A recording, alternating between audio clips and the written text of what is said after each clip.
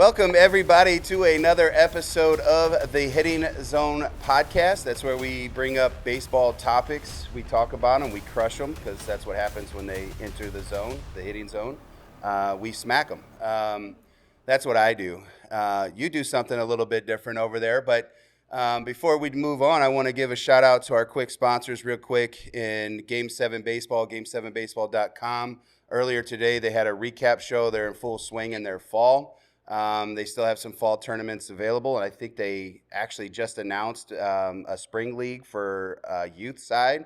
I think it's 10 to 14U. Dave, you can correct me if I'm wrong. 11 to 14U. Sorry. And that is double headers during the week. They have two different sessions, one early in the spring, one late in, I guess, spring, summer. So go check out game7baseball.com, and don't forget to go check out Prime Sports Midwest. They got two locations now, one in St. Peters, one in Fenton. I think it's I'm not going to say it. It's on Ocello Drive, though, in Fenton. The other one is in St. Peters. I don't know that address yet. Mexico Road. I visited it a couple times. Crystal, the GM, is taking care of me. She's been great to work with. Make sure you guys go down there and check them out. But so this area back here is basically production.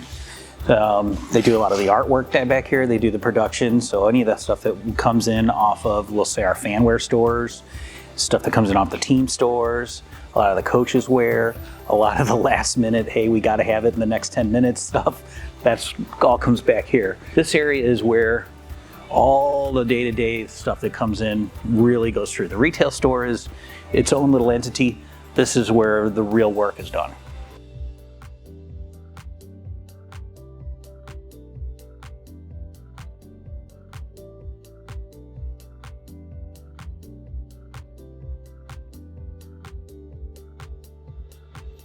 today's episode, man, I'm pretty pumped about. I just met this gentleman not too long ago. We've had some connections back and forth.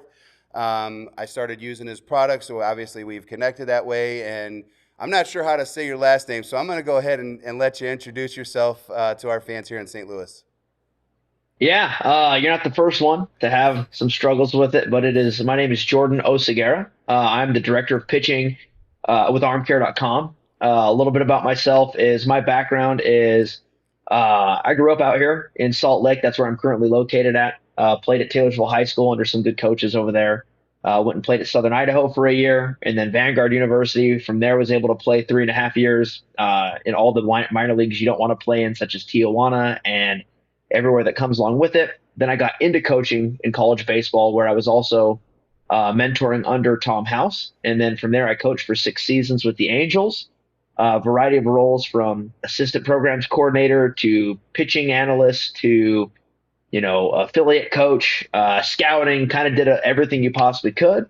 And then that kind of brought me into Armcare. And that brings us kind of up to date on the brief 30,000 foot view of my background. Yeah, that's Tom House is a guy that so we have some guys that have some connections here in St. Louis that under Tom, and he's like, man, he's a guy that you need to kind of get on your show, and I've been trying to work with Tom.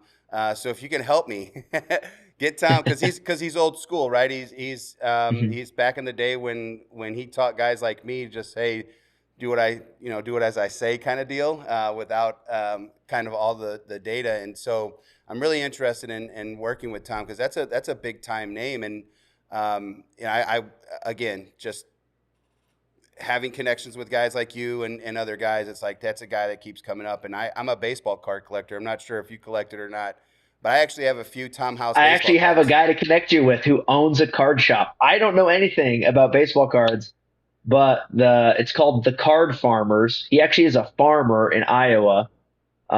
Cody Bunda is the guy's name. So if anybody likes baseball cards, I don't get anything by you guys going to their website. But if you go on to The Card Farmers, it's like an Instagram thing.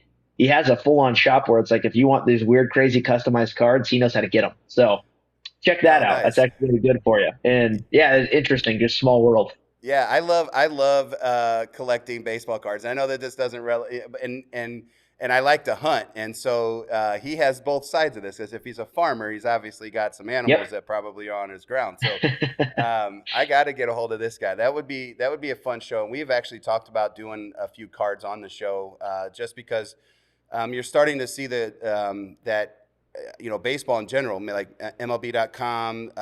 We have Bally Sports Midwest here, and they actually have shows on it. And Topps just did a thing the other day where they had like high-profile players like Mike Trout, guys like that going into card shops and making trades with young kids.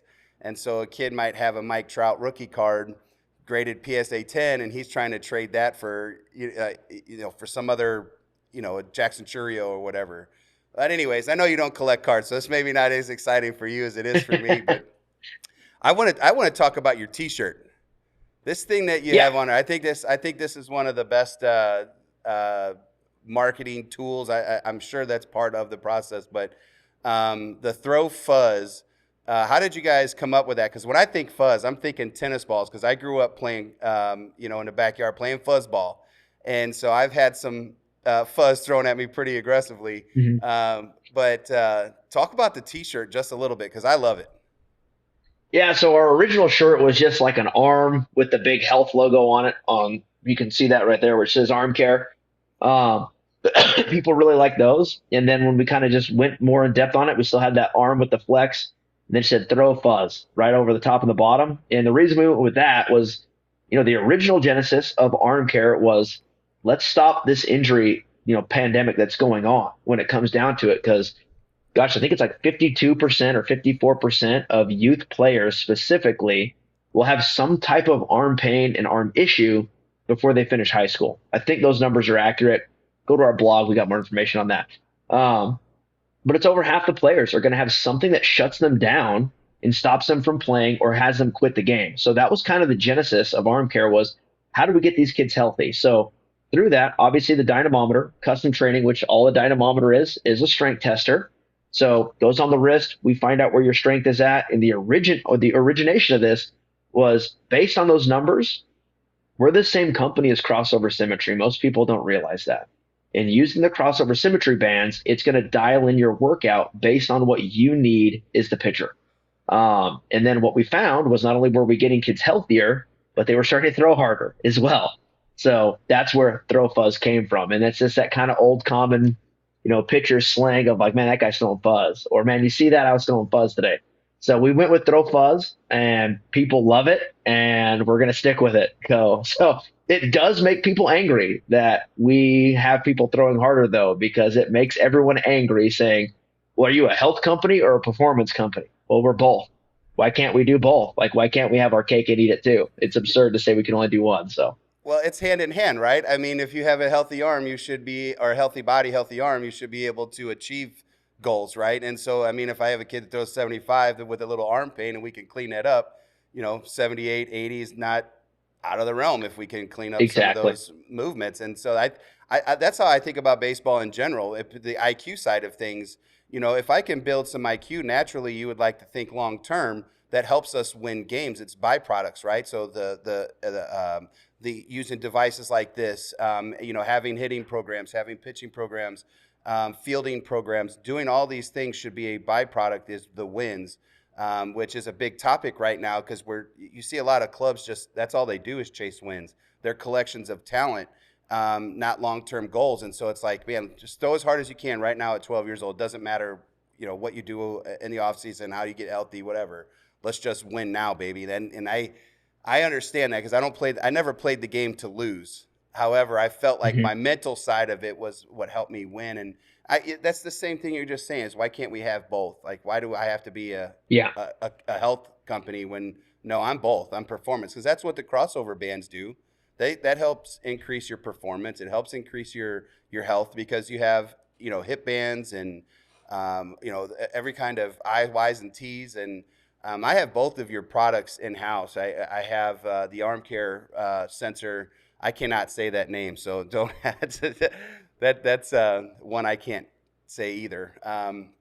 But also, which brings me to this next point is I use this product it tells you can do a fresh exam, right? And I go through it, and I will do it where I don't warm up because sometimes I'm skeptical on things and I want to test gadgets, right? And there's this prompt that pops up that says, "Are you warm? Is your shoulder exercises warm?" And I always hit no, and it's like, "Are you sure?" And I did that on purpose because I wanted to test my weakness with no Yeah. warm up or strengths, and then I wanted to test them against my warm up, and then I wanted to test other ways. And that's what I like about these devices, and how the performance side and care side, correlates together. Is like it's not just post throw. You can pre-throw. You can test during and post throw. Correct? Yeah, so we have a ton of features on there. And to kind of get into it is the general rundown of what you should be doing on arm care is we have the daily check-in. And that daily check-in, it's going to ask, are you sore, tight, different things like that. And if you are, it's going to give you some stuff to do if it's like backside shoulder to activate that backside shoulder, to get yourself ready before you even touch a baseball. And then we have our arm primer, which is just a way to quickly potentiate the arm, get yourself ready to go, gives you some quick adjustments on throwing if needed. And then for more in-depth stuff, we have what we call our fresh exam. And that fresh exam is testing range of motion for IR, ER inflection. And then we also do strength for IR, ER scaption, and then a pinch grip. And the reason we use pinch grip as opposed to a crush is it's going to give us more information. And just like you're saying, it's not just like, hey, I did a test, let's see where we're at. What you want to do if you're really dialed in, and this is a product, this is a system that I say it's not for the person, and I can rag on Honda Civics all I want because I have one, so I can make fun of them. It's fine. But we're not looking for the car that we're tuning up a Honda Civic. We're trying to get the Ferrari, right? So by testing your warm up, you can see, am I actually potentiating and gaining strength from my warm up, or am I fatiguing from my warm up? And what a lot of guys who just grab weighted balls aimlessly and rip them into a pad, or like I do a couple ERs and I swing my arm in a circle, and they do it, they're actually not getting their arm activated and warmed up. If we're not seeing strength increase from our warm up, it's a bad warm up, and that needs to be known. So just like you were mentioning, test cold, do your warm up, retest. If you didn't gain strength, it's a crappy warm up. Most guys will find their warm up actually fatigues them, which begs the question, well, what are you doing? How do we adjust this to increase strength as opposed to decrease? One of the things too, once you finish that up and you finish your throwing, then we do our post exam, and that just tells you how taxing the event was. So I hate pitch counts if they are not personalized. General pitch counts don't work. If they did, we should see a reduction in injury, but we keep seeing the increases in injuries go up. So we need to make sure that we're dialing in pitch counts based on our personal needs. And that's where we go, well, if I threw 40 pitches and you threw 40 pitches, depending on the agency we're looking at, may say we can pitch with on a day's rest. But if I lost 20% strength and you lost 2% strength, both on 40 pitches, one of us was highly fatigued, one of us wasn't fatigued at all. So that's where we want to dial in the warm-up, the activation, our throwing program for the day, and what we're going to do tomorrow based on that post-exam, all using the arm care data. And it is not for the player who is the weekend warrior. It is for the player that wants to get every last drop out of their baseball performance career and maximize what they're going to do. And that's why, when they're doing interviews of guys on their post-game interviews, they'll get a picture. People will tag us on Instagram often, and they'll circle the arm care. You got the little device next to you in front of you by the thing there. They'll circle hey, arm care is in the such and such so-and-so's locker, and they'll kind of tag us and circle it. So it is a high performance tool. And I can't stress that enough is, if you're the player who's just like, I play a little bit of baseball here and there, not the system for you. This is for the guy who wants to really drastically improve what they're doing and maximize it. And again, you can love, hate, or be indifferent to the player. It's up to you. But Trevor Bauer, he doesn't use arm care, but there's plenty of videos where he's got his sensor and he's pushing into the wall. And it looks like what he's doing is IR and ER predominantly. And then he'll plug it into his spreadsheet and I'm like, it's a yellow day. I got to do less. It's a green day. I'm going to do more. And we're the exact same thing. We just do all the math for you. So, yeah, which is key. And you talked about this. There's a couple of things that I want to talk about. One's pitch counts because I think that's always a hot topic, especially for the younger side, because you see only 10, 11 kids on a roster, and then so you get through a Sunday, and all of a sudden a kid who threw 65, 70 pitches on a Friday or Saturday might be throwing again, another 30 on Sunday. And I want to talk about that, but I want to backtrack just a hair, because you had talked about it's not for everybody. And I think what we need to understand is that the guy that just goes out and just has a little bit of fun playing baseball, it's not for that guy, because there's a cost that goes with this program.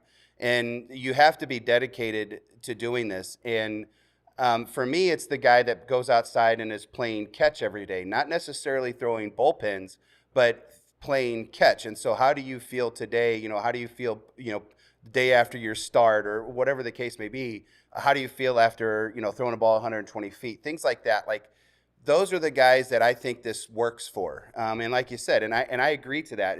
It's not for the recreational level, single A kind of kid that's just practicing because they have to practice on Tuesdays and Thursdays. This is for the kid who legitimately wants the next step. And it's not, we're not saying, and you can correct me here, like, this could be for everybody. It's just you have to make financial decisions. And am I guessing that that's what you mean by it's not kind of for everybody, is because of the dedication? So when I say it's not for everybody on that financial decision aspect, we're cheaper than most metal bats. I've been looking at That's fair. so Yeah. I've been getting more into like a lot of dealing with younger kids again on the private side of things, and we're cheaper than a lot of metal bats. I got some kids that are paying like $550 for custom metal bats. We're cheaper than that. I'll tell you right now.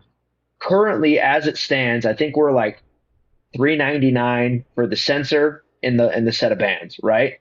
And then we have the premium version of the app, which I think is roughly $75 a year, and then we have the free version of the app, which is free. But again, like for 400 and roughly 50, $470, somewhere in that range, we're around the price of a metal bat, I guess you'd call it that. But you're getting a year's worth and all the training you need, everything with it. So when I say it's not for everybody, there's some guys, even in the minor leagues, that aren't going to be serious enough to run the system, because it does take, and here's the thing, it's hard training. It is, it might take you an extra hour every day to do the customized work. It might require you to skip a day of throwing. It might require you to throw more than you want to, just because mentally you're like, oh gosh, I don't know if I want to throw the extra 5 pitches today, or whatever it may be. It may tell you to skip a day of throwing, but that's why we're getting the good results, is because it's dialing it in based on how your strength and your nervous system is recovering. So to elaborate more on that, is we oftentimes get a question, what age should my kid start arm care? I say there's not an age, there's a mentality. And we have some 10-year-olds that run the system and 8-year-olds that run the system that are training 4 days a week, and they're getting out of arm pain. They're getting healthy. They're having fun. They're throwing harder. They're throwing more strikes, which again, this makes people angry for some reason, that we have performance measures tied to our data. And I would encourage people, go to Google Scholar, type in Dr. Dave Zemansky. He's at Louisiana Tech. He's on the performance department there in the baseball program. Well, they just published a research study going over all of our arm care data, and the players that score high on the arm care data were the highest performers at the NCAA Division I level. There's some pretty good stuff there, right? So it is a performance and health product, or health and performance. It just depends on what your need is, right? So we say that it's more of a mentality. So if it's me and I'm only willing to train 1 or 2 days a week, probably spend my time elsewhere, right? But if I'm a 8-year-old even that's going like, I want to train 4 or 5 days a week and do the training, then yeah, jump in there and get it done. It's going to be right for you. Yeah, I definitely looked at that a little bit different, and kind of how you were suggesting that. So I apologize for that. I like how you were able to come there and kind of inform me, I guess, as well on what even my own opinion of the product was. And I always associate it with cost, because we're in kind of that time frame. But you're correct though, and it's not like you pay the $399 every year for the equipment. That's a one-time purchase. And every year after that, it's $75. And I truly believe that that's a benefit, because I think about just arm health in general and how I've changed the game, and things that I've learned about, like long toss, and, growing up, long toss was a big deal. Watching pitchers like John Tudor and The Cardinals pitchers of the 80s, that these guys were throwing 100 and something pitches every night, going 7 innings.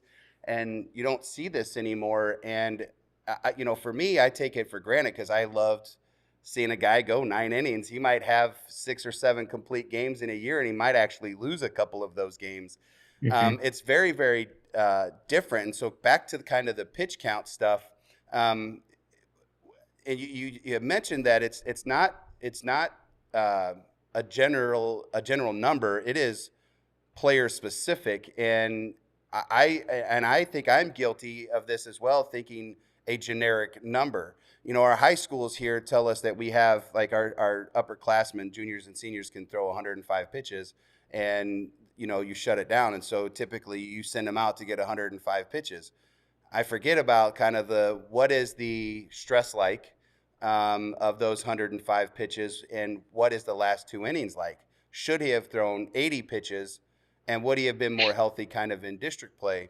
And what are your thoughts kind of on pitch limits, and just kind of expand a little bit more on that thought on being player specific versus generic? Yeah, so we have in the app now, for anybody who's running it, is individualized pitch counts. And this is extremely important.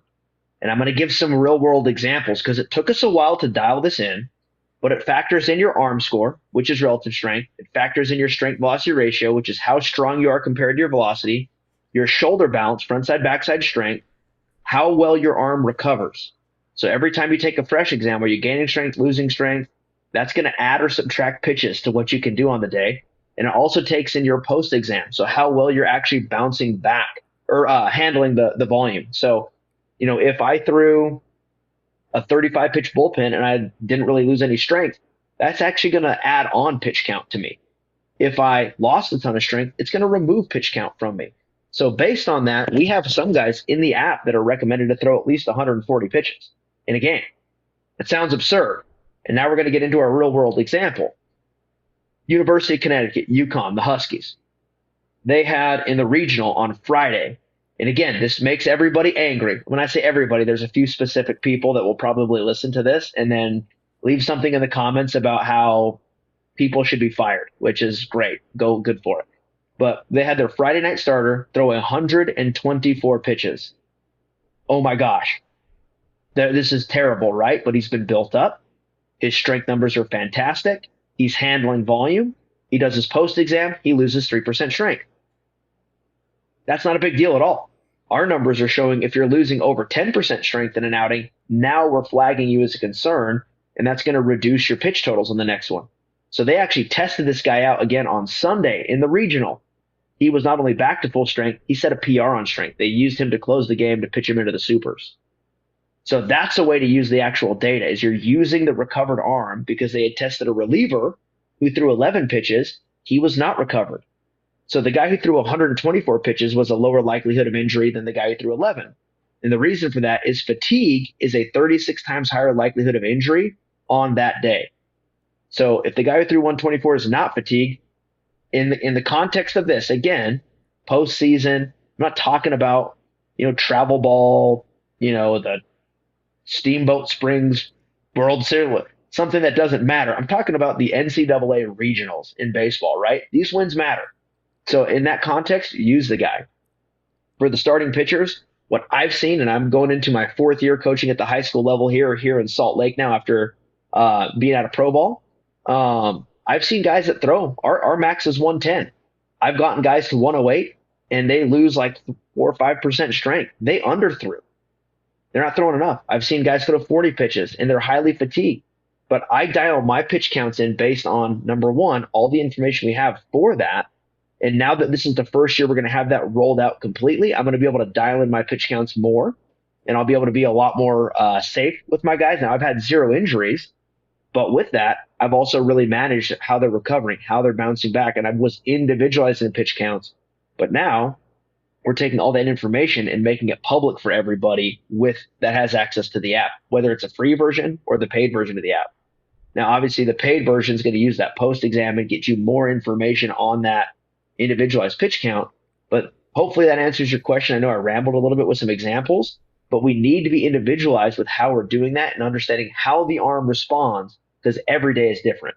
Yeah, and I think about what you're telling me is because like there'll be days where, as a baseball fan, and I have MLB TV, so I get a chance to watch, from 4 o'clock on the evening. I get to watch from East Coast to West Coast. So, and of course, I watch my Cardinals play, and there'll be days where like a reliever's not available, and the night before he may have only thrown 12 or 15 pitches, and as fans, we was like, well, why aren't we throwing our closer here? What, it's a one-run ball game, and these are things that we don't have information to, right? We don't have the technology as a fan, a general fan, probably doesn't have this information sitting at their hand, and I'm sure the Cardinals are not going to tell us what their thought process is on why on these data points and things like that, and it just kind of helps me understand the difference because when I think about again going like watching, and I'm 80s baby, so I'm going to refer to the 80s. I know some older folks out there that are referring to the 60s and 70s of pitching. That's you, but anyways, that's Brian French over there. But anyways, I think about just guys throwing 100 and something pitches, and it was easy, and I look at the difference, and I'm like, it is that we didn't lift a lot back then. I think it was frowned upon to lift back then, and now you're seeing kind of more of that. Is there a correlation to why some of these numbers are weak? Because maybe some guys are a little bit tighter because they lift more, or is it literally just we're talking about 1% or 0.5% of the best in the world, right? Versus the everyday kid, because I didn't have arm injuries. I lifted a ton. I threw the baseball a lot. And I never had arm issues until I stopped throwing. And so I'm loving this conversation because I have to tell my kids every day, you got to throw, you got to throw, you got to throw, you got to throw. And if I was sore, I did not throw. That's my own head telling me I didn't need necessarily data, right? But this is the why now. And so do you think like lifting, like the difference between like 80s versus like 2000s, is that a big difference, or am I overthinking that part? So I think there's validity to everything when it comes down to it. And the one thing that bothers me, and my whole goal is we need to bring back the development of a starting pitcher. Baseball's going to go that way, and everyone complains and well, starting pitching doesn't matter anymore. Okay, well then how come basically every team that wins their division at the big league level leads in starting inning pitched? There's obviously some validity there. The teams that pitch deepest into the postseason get the most out of their starters in the regular season as well. So it still comes down to starting pitching development. I ran a big thing, and again, this was in 2020 when I did it. And we did a big, huge analytics thing of why we need starting pitching development. I honestly think it's one of the reasons why I got shoved out in pro ball was because I was so adamant that we need starting pitching. And I came up with a whole plan on how to do it using dynamometry, or sensors, however you want to pronounce them. And from that point, they were like, we just need relievers. We're going to get rid of you, basically. So it has cost me a lot more than it has gained me by saying I want to lead in starting pitching development. And I still have that same mindset that if there's a player that works with me, I want you to be prepped to be a starter and to be able to handle 200 innings a year at the major league level. Because that used to be like, 160 was like the minimum you could do as a starting pitcher. Now guys are ecstatic if you get to 160, right? So to me, I don't think it's because we've gotten necessarily better at training or worse at training, because guys still lift it. Like I've been able to work with a lot of those guys from way back in those olden days of baseball, or what I call the golden era in my mind, which was like 90s to 2006 was an awesome time to watch professional baseball. Like, you were seeing Clemens throw and Mussina, and it's like people are telling me Clemens didn't lift weights, or like, I mean, look at these guys, like you're telling me they just walked around and just did a little bit of yoga. Like they were still lifting. Now it may have been a different aspect to it, but they also had a high expectation of we're going to develop you as a starting pitcher. Where now most MLB organizations, they sign a guy, they're going to shut him down for the whole first like couple months. We're not going to have you touch a baseball. We got to be careful. Well, what if their strength numbers look great? Then why are we taking the ball away from them? If their strength numbers suck, yeah, let's limit what they do. But if I don't run sprints for 3 months and then they ask me to start sprinting, I'm going to blow a hammy. And to me, it's because we keep setting the floor lower and lower and lower, as opposed to how high can we raise the floor so we can raise the ceiling, right? How can we set a foundation that's so wide and stable that I can have a guy throw 210 innings every year and it's not a concern? Give him his standard 4 to 6 weeks off and then revamp. Let's get this going. But you go into rookie ball, 5 and 75 is the most you'll see somebody go. And I'm going to give some shout outs to your Cardinals and to also now the Guardians, previously the Cleveland Indians. I did a huge deep dive on their player developments and just went over pitch totals. They were the only two organizations that may have changed, but when I did this deep dive, they were the only two organizations that did not do 5 and 75 in the rookie ball level. They were just like, let's see how many pitches. Let's have these guys throw more and more and more and more and more and more and more. And then they were also the healthiest two organizations in all professional baseball at that time. May have changed. I haven't looked into it too much recently. But this was in 2018, 2019 when I was looking at this to, again, get fuel for my argument that we need starting pitching. But again, those are two successful organizations long term.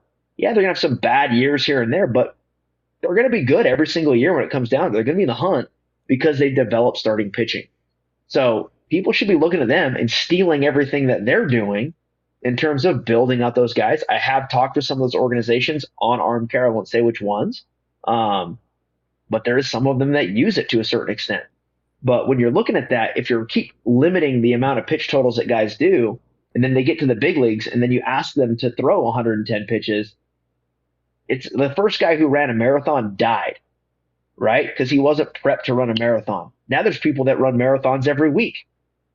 The human body will adapt and accommodate to the stresses we're going to put on it if we do it in the correct ways. As we see strength increase, ramp it up. As we see fatigue set in, dial back. As we're hitting kind of that wave where we're not really gaining or losing anything, is it because we need more stimulus or less? And then adjust, and then we keep building workload on top of it. Hopefully that makes sense. I don't think it's because we have a training issue. I don't think that we throw enough. And then when we add pitch totals on, we have not allowed the body to adapt and accommodate because we're not monitoring strength. I don't see a reason why people should be getting hurt. I think it's a bad, crutch when people are like, oh, some injuries are unpreventable. I just think that's a cop out. I think we can dive into the data and we can see where somebody's at.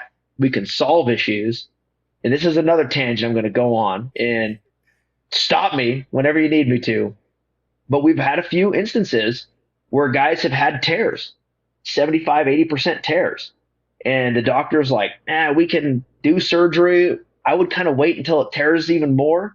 They actually call us in. They start doing arm care. They're training. And because our training is designed to increase blood flow, when they're, coupling that with all of our MLB recovery habits, which is one of the courses we have, they go back in for another MRI and they show healing. Not 100% of the time, but a good chunk of the time. We're seeing guys actually heal up on that torn UCL. So by getting strength, getting blood flow, blood in, blood out, different things like that, that's how you heal stuff, right?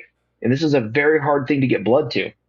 Now, again, like I said, it's not 100% of the time, but it's happened enough that there is some validity that the injuries are preventable if you get ahead of the curve, if you fix your shoulder imbalance, if you fix your strength issues, if you train, if you're monitoring your pitch. And that's what I'm saying. It's not for everybody. It might say, the whatever governing agency you're looking at for pitch totals may say 105 pitches, or our app may tell you 40. So are you willing to limit yourself to build up to no limitations? Or are you willing just to ignore it and then go get yourself hurt? So hopefully that makes sense. I can go on tangents, and anybody who ever's talked to me will know as soon as we start talking about starting pitching development, I'm going to piss off about 80% of the people that are out there. But I firmly believe it's because we're not monitoring guys and we're just throwing things out there. And when it's like when a doctor says, you go to the PT and it's like, hey, I rolled my ankle. Well, just don't do anything. Yeah, we're going to get the inflammation down, but we didn't strengthen the area around it. We're going to roll our ankle again. And the same thing goes for flexor mass or eccentric bicep, stability of the shoulder. If we're not solving the problem, we're going to continually create bigger issues. Yeah, there's a lot to dissect there. That for Sorry. sure. Because no, I loved every piece of it because when I think about growing up, I felt like everything you just said was the Captain Obvious, right? And so I feel like if there was a problem, you addressed the problem, you took a day off, and you went back to work the next day doing something. I don't remember bands being available. We didn't have plyo balls being available, so we threw baseballs, we threw footballs, we threw softballs. That was weight, whatever. You look at it very differently, whatever. But I didn't. I don't. I lifted weights. I was a football guy, so I lifted weights still. I still lifted weights during baseball season. And everything that you just said, to me, it's like that's the Captain Obvious. Where did we lose those moments as coaches? Like, and I'm not saying taking anything away from the product itself and the information that we can gain now out of several of these products, and but I remember standing there I had to have a teammate stretch me out, right? I had to have a teammate stretch me out, like the static stretching stuff. And I'm not saying that that's the right thing to do or not, but those moments, I was like, oh man, I don't have the same external rotation that I had before. There's something wrong. Hey, coach, I'm probably not going to be able to be 100% today. I probably got this in me now. And the coach were like, give me your best, right? And now it's like, I need 100% of that from pitch one. I need you to be 95 today, not 92 or 90, to try to, relieve a little bit of that stiffness or whatever. I think I'm saying that the correct way, but I feel like, again, a lot of it's just the Captain Obvious moments. That's how I grew up. Coach was like, you banged up? Okay, let's take the day off. Go get on a bicycle. Go get in the swimming pool. Never did we stop working. And You do something. something to move. And if I had a busted ankle and I couldn't run on a track, well, guess I did something. I went swimming. I treaded water, right? Next thing I know, for moving my feet to have tread water, I had blood flow going to my feet, which ultimately helped me heal better. The heat, the ice, like we had those two pools and stuff like that in college, and we miss out on that. And I wonder, is it because like we had this conversation. I was with Gonzo Gonzalez. I don't know if you know that name. He played in the Mexican League professionally as well. He's about 36 years old. I'm not sure if you guys ever crossed paths, but he pitched as well, and he's for Mac and Sites in Kansas City. But anyways, I don't know where I was going with that. Just a car drove by, and I lost my train of thought there. It was a nice looking car. That happens to me sometimes. I apologize. I actually had a good thought there, but anyways, we always moved. We always got stuff to heal. Like if I had tendonitis in my elbow, I was in the rice. I was always moving it. I wasn't shutting it down. But I played every single day, and we don't have that enough. It is literally kids show up to just practice. They don't do anything else the rest of the week. So they practice on Tuesday outside. They hit on Thursday. You play a game on Friday, and he pitches on Friday. He is thrown one time that week. And they wonder why we have some of these issues, I think, at the youth levels. And I feel like, well, what about the rest of the week? Throw bottle caps, throw Frisbees, throw footballs, throw whatever. Just throw the baseball or, throw something, in my opinion. Yeah, and I think that's a big point is I was still at that age. I were around the same, like I was born in the late 80s. So I had a couple of years there, mainly in the 90s when I was growing up. And we would take our bikes, drive around, and we would just find a pickup game of baseball, right? And it was with a tennis ball and a stick in somebody's cul-de-sac, and we'd be playing pickup game of baseball a couple times a week. And then we would obviously have the Little League or the Babe Ruth and everything else that comes along with that. But the big issue that you have now is not so much that kids are overtraining, in my mind, especially at the younger ages. I don't think they're overtraining. I think they're over competing without actually doing any practice, just like you're kind of mentioning. And I think it's kind of shifted in that way to where they go in, they play on a Friday, Saturday, Sunday. I have a kid that I do work with here who played 8 games in 3 days. 8 games in 3 days. And then it's like, well, when does your team practice? We don't. So, well, that's not good. You need to do something to keep the body moving. So you do nothing Monday, Tuesday, Wednesday, Thursday, and then Friday, Saturday, Sunday, you go from 0 RPMs to red line, right? And then you blow the engine and you're confused as to why you blow the engine. And that's where, we have, again, in all of our courses, everything that comes with that, how to wave load, how to undulate a throwing program, how to wave load a training program. We recommend a minimum of a 16-week buildup. And then once you finish that 16-week buildup, well, guess what? Now you have to maintain this and make it better over the course of the season to get stronger. When you're seeing strength increases, just like you said, let's train more, let's play more, let's practice more. As we're seeing those numbers drop, let's start deloading. But we have to understand that. And to me, there's so much fear of injury in this modern era that everyone takes the do nothing approach and then only play some games. And this is also going to be frustrating to me. It's also why Japan is beating us in baseball development. That's also why Latin America is beating us in a lot of baseball development. We're starting to dwindle on those players that we're getting there. Not because we don't have the information. It's almost like we have so much information that we're scared to do anything with it. And it's just like reading a million books. You can read a million books, but if you don't take action on the information, it doesn't make you any smarter, right? So it's the same thing. To me, you need something to track where you're at so you can let yourself know when you can do way more.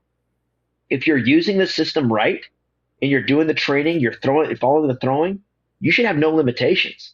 And then you can keep getting better and better and better as you go. Man, you're 100% accurate. I think about why Japan, Latin America, and I watch all these videos, and I just see kids just every day they're doing something, they're working, they're throwing, and I think it's leaps and bounds. I think there's a big gap. Obviously, there's obviously a game that's played in America. There's more Americans, but we're starting to see Latin America increase the percentage of on Major League Baseball rosters, and especially at a young age, they're way more prepared. And we talked about it last week with Gonzo again. And this is consistent across the board with some of the guests that I've had talking about the differences between American baseball and the world, right? And he had discussed they practice for 7 months a year, they play for the other 5. or 8 months in the end of the 4. And they are working to be the athletes that they are. And I think about that, in my daily routine, right? The reason I'm good at my job, or I think that I'm good at my job, is because I have to do it every day, right? And I imagine if I only had to do it once a month or once a week, I don't know how good I would be at my job or how much I would retain. And I'm not saying that I have to be instructed every single day. I just need to do every day. I need to learn failure. I need to see the successes out of the failure. Oh, I did it right this time, finally. Whatever the case may be, or the mentality, whatever.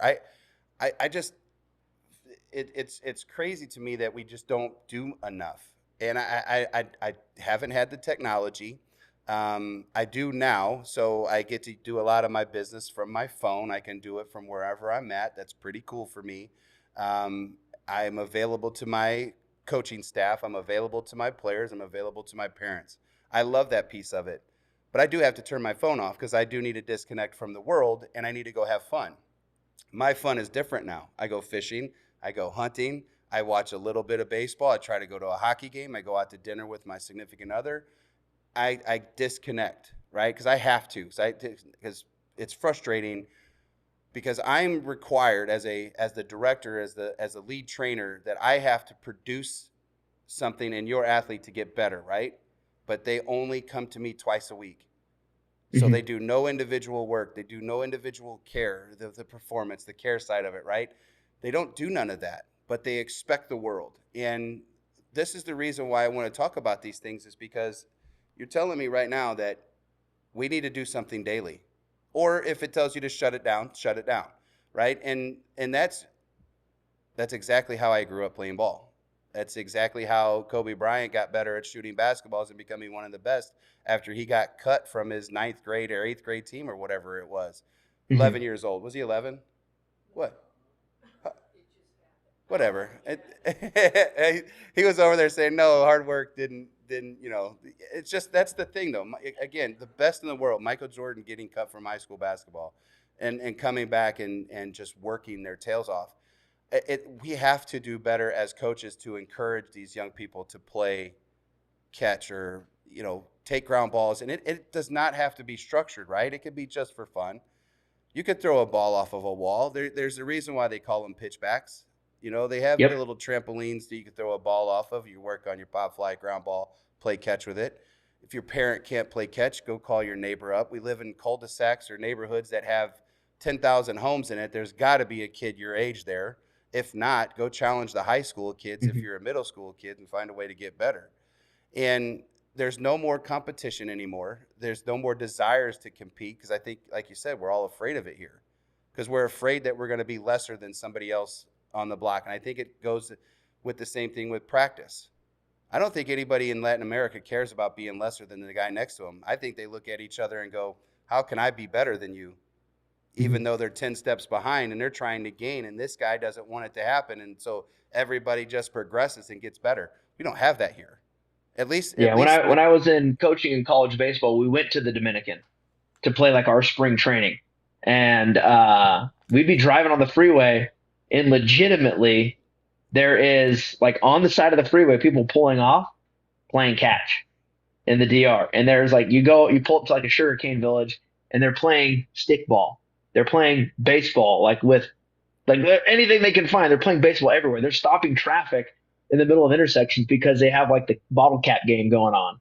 So it's going on everywhere. And that's also, again, everything they do is revolving around that, where everything we do is revolving around take a little time off, and like they're looking to kind of like just take a week, or they're, encouraging them to specialize in one sport at the age of 7, right? Where you need to play multiple sports and keep growing and building and learning different, being athletic.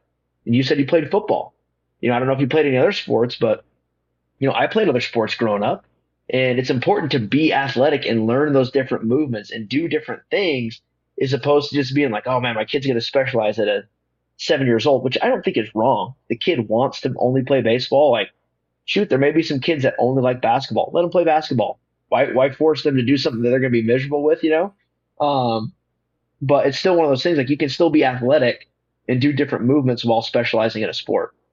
Yeah, 100%. I mean, I played every sport you can. So on my street, I grew up in Rittner High School, which is near the airport, and on my street, I had a neighbor that was the same age. Most everybody was either younger or older, and my next door neighbor, big time football player. My caddy quarter neighbor, big time basketball player. The neighbor across the street for our next door to him was a big tennis player. And so we would literally play street hockey to football to tennis to basketball, you name it. We played it all, and I do think it helped just overall body awareness, the things that you don't get in baseball. The movements that you're turning, you're twisting. That's why I never thought I had lower body injuries, is because my body was always prepared for those kinds of movements. I do think it's something that we miss. And we played ultimate frisbee one day at practice because I wanted to just take the stress of the game away because we were kind of on a losing streak, kind of stressed out. You could see it in the game. The parents were getting frustrated with me, and I was getting frustrated with the players. And we went out one day and played ultimate frisbee. I loved it. I loved every piece of it. Kids didn't even know they could throw a frisbee. And I'm like, yeah, you could do that from this angle too. When we're trying to turn, you can't throw on the run. I was like, it's kind of the same. But the routes we were taking, like fly ball routes, the ball's going away from you, frisbees go away from you. Mm-hmm. I loved it. The kids loved it. Parents hate it. And they're telling me that I'm some piece because of the way I coached that up. And I'm like, no, pay attention to the long-term thing here. Like I took one practice, we need to work on first and thirds. Yeah, we do need to work on first and thirds, but your kids don't work enough individually on their home. So we got to do hitting lessons, but here I Yeah. am doing this. I'm trying to be creative, create baseball-like atmosphere with something very different that takes the stress away from the game. And that's what I loved about growing up and having that opportunity. And we don't do that enough. Mm-hmm. And again, I don't know what it's like to have a cell phone in my hand since I was the age of 5, or an iPad so that you can sit on the couch and be quiet. My dad I had the big red bat, and I would go to my grandpa's house and he would let me hit rocks with that thing into the Mississippi River, down the Brick House Slough, for any of those that are river rats. But that's all I did all day long, so that he could do whatever he wanted to do. Because, I mean, granted, we didn't have TV down there, but I go home, I'd go outside and said, be back by the street lights. They come on, you come home. And I grew up poor, so it was I didn't grow up poor, but I didn't have all the means, and I didn't have Nintendos and Atari and things like that to keep me kind of occupied until I was a teenager. And I'd play some 10-yard fight or some Tecmo Super Bowl with Bo Jackson on the front of it, and then I would go outside and I would play a little bit. And granted, my homework was always the last thing that was ever done, but play more, right? Throw more. And it's like throw fuzz. Are you a health company, performance company? You're both. And before we hop off here, Jordan, I do want to talk about, though, you had an idea that you wanted to do for the shirt. And I think that we could do like some sort of poll or get some people to kind of agree with you. You want to put a little bit of a design on the shirt that you got. I want you to talk about this design and how you came up with it. We are working on it, and it's actually being we're seeing if we can get a limited run possibly. Obviously our throw fuzz, people like to throw fuzz, but on the sleeve I want to add on a little like a campfire with a couple broken bats and just says firewood. So that's the thing. Is like pitchers love throwing fuzz. We like breaking bats, and it's kind of a good combo of the both. So yeah, throw a poll up if people like it. We'll send it on to our graphic designer and make sure we start getting something like that made and do a limited run of, firewood shirts or something like that. I'll take a patch hat. I'm a big hat guy, so if you could send me a patch hat, I will. What's funny is I'm not even a pitcher. I caught in high school, and that's what I was supposed to do in college, was be a catcher as well. And up until the last couple of years, I started getting into the pitching side because of arm health. I really felt like I didn't know enough information. And so once I started digging in, I felt like we were way behind as an area in the just St. Charles County area, St. Louis County. I felt like we were kind of behind. And I needed to find a better way to make sure my kids were healthy. And if I'm asking them to throw 120 pitches, I got the information. And I kind of fallen in love with the pitching side of things. And it's actually helped my arm out. I'm out of shape, and I'm doing band work and going beyond just to make sure I can do it. And next thing I know it, I'm able to throw a 40-pitch live hitting session. And I'm like, man, I actually still have something in the tank. Like I used to be able to throw about 55. Now I can throw like low 70s. And I'm like, where in the world did that come from? And because I'm still out of shape body-wise, but my arm feels good.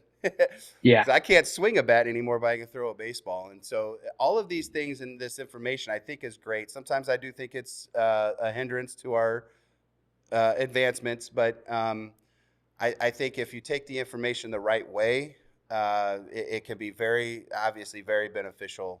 And that's what I like about kind of, and why I wanted you on the show today was because of the pre-throw, the during, the post throws, kind of getting a gauge on where I'm at before I start throwing, the importance of warming up to throw versus throwing to warming up.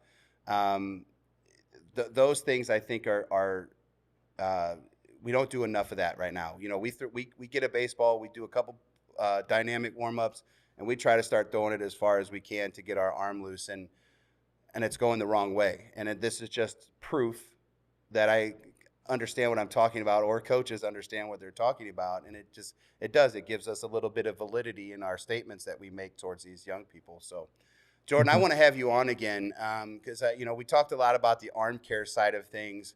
I would eventually like to get into more of the pitching side of things when we get into more of the preseason routines, and we're getting towards that. Obviously up where you're at, I'm sure it's getting cold soon. And you're going to have to rely on a lot of indoor stuff, as we are as well here in Missouri. And I do want to talk about the preseason workouts, because you had talked about 16 weeks. I always associated with about 12 weeks or number of hours in those 12 weeks. And I would like to kind of talk about that a little bit more. And hopefully by then we might have that patch hat with the firewood on it. But Jordan, I appreciate it, man. What I would like you for you guys to do is go check out the episode with Gonzo last week, because I think a lot of, because he Yeah. does arm care stuff too, and I think that you'll find, like, he's here in Kansas City, Missouri. You're in Utah. I'm here in St. Louis. There's all these like-minded things, and again, it's ideas and information that we get to share off each other. But go to Youth Baseball Midwest on YouTube. That's where you can find our information at.